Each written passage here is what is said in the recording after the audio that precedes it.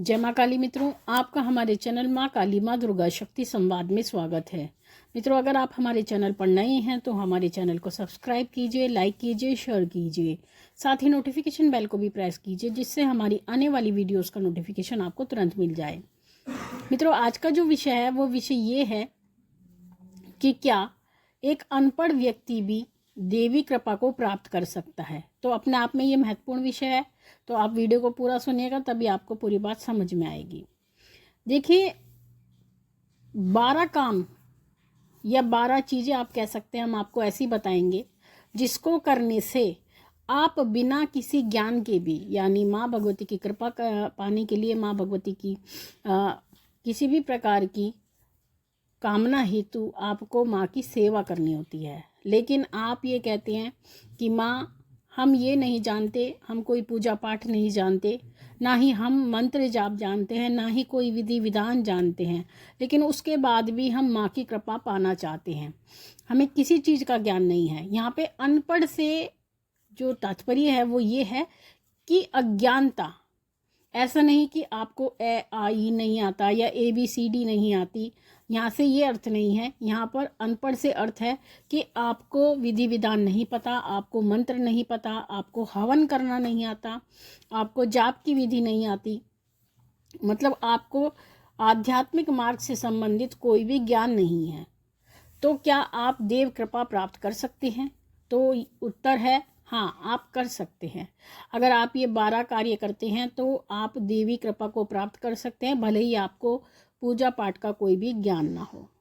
तो ऐसे ही 12 कार्य हम आपको बताएंगे कि किस प्रकार करने से, किस प्रकार का त्याग करने से आपको माँ भगवती की कृपा प्राप्त हो सकती है।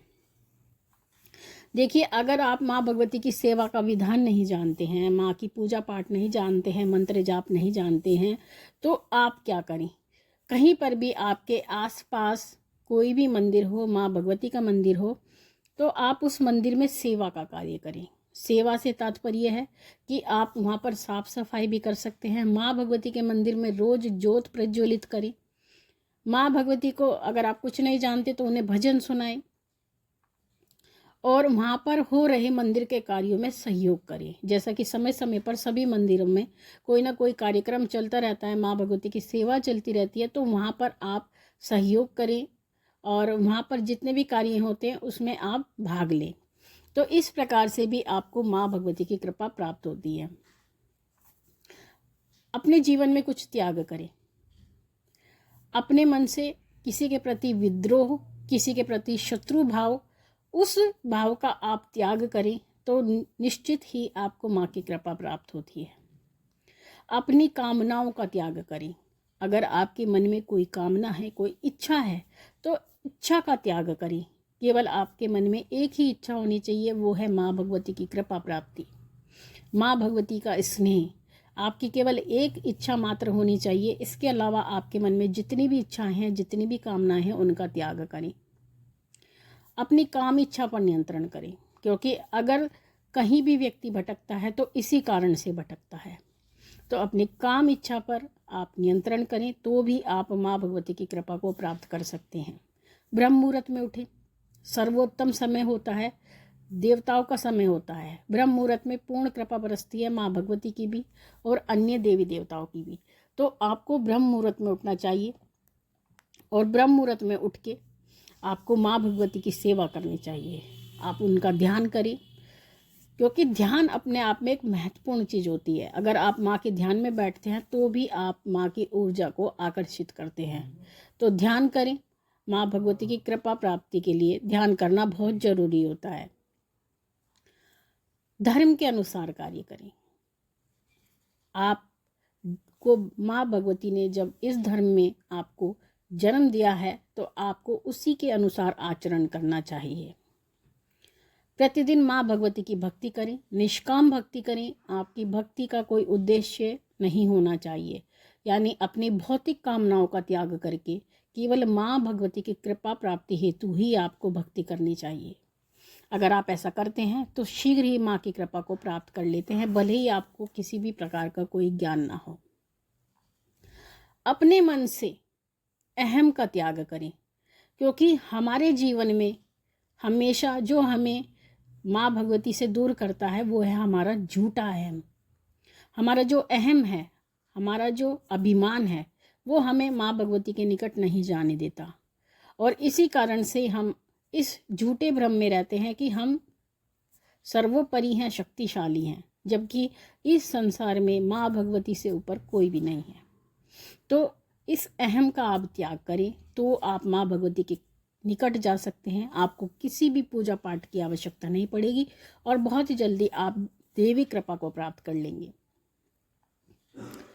आप अपने अंदर सद्गुणों का विकास करें, यानी अपने आप को स्वच्छ रखें, शुद्ध रखें, पवित्र रखें, सत्यवाणी बोले, किसी से भेदभाव ना करें,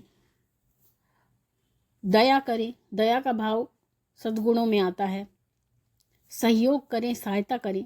तो इस प्रकार की सभी सद्गुण आपके अंदर होने चाहिए, तो भी आपको माँ भगवती की कृपा प्राप्ति होती है और ऐसे व्यक्ति माँ भगवती के प्रिय होते हैं।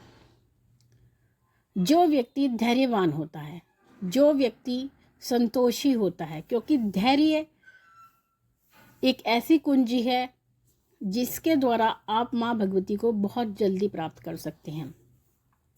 धैर्यवान व्यक्ति सब कुछ प्राप्त कर सकता है। धैर्यवान व्यक्ति अपनी काम इच्छाओं पर नियंत्रण कर सकता है। धैर्यवान व्यक्ति इस संसार को विजय कर सकता है। तो धैर्य आपके अंदर होना बहुत ज़रूरी होता है। तो आप धैर्य रखिए, संतोष रखिए और हमेशा ये सोचिए कि माँ भगवती आपके निकट खड़ी हैं और आपके आसपास ही हैं।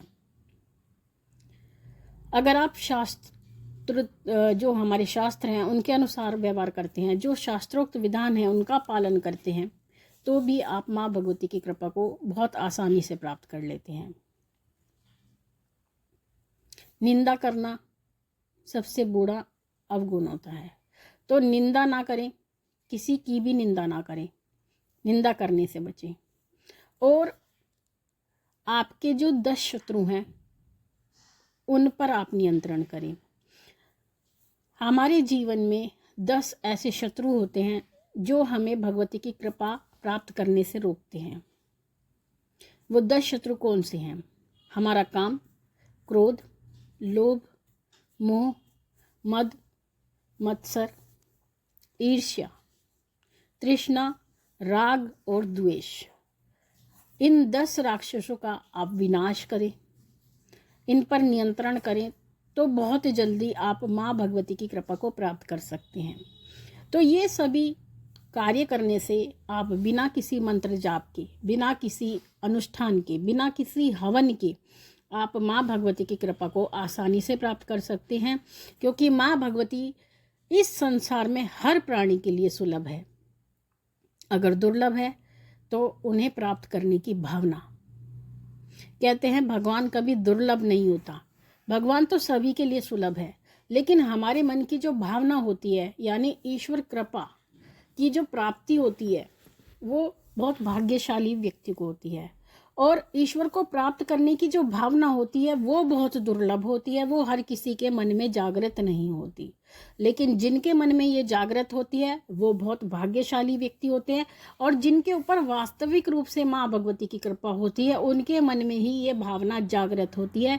अन्यथा आप कभी किसी को जबरदस्ती भक्ति के मार्ग पर नहीं लगा सकते और ना ही जबरदस्ती किसी को गलत मार्ग पे लगा सकते हैं। दोनों ही बातें होती हैं। आप अच्छे मार्ग पे भी ज़बरदस्ती नहीं ला सकते और गलत मार्ग पे भी आप ज़बरदस्ती नहीं ला सकते। जिस प्राणी के ऊपर माँ भगवती की कृपा बरसती है वही माँ भगवती के चरण में, शरण में जाता है और माँ भगवती की कृपा को प्राप्त करता है। तो मित्रों, ये थी जानकारी आप सभी के लिए। माँ भगवती से यही प्रार्थना करते हैं कि वो आपके भंडारे भरती रहे, आपकी सभी मनोकामनाओं को पूर्ण करती रहे, आप पे अपना पूर्ण आशीर्वाद बना के रखें। आपसे फिर मिलेंगे अपनी अगली वीडियो में। तब तक के लिए जय महाकाली, जय महाकाल।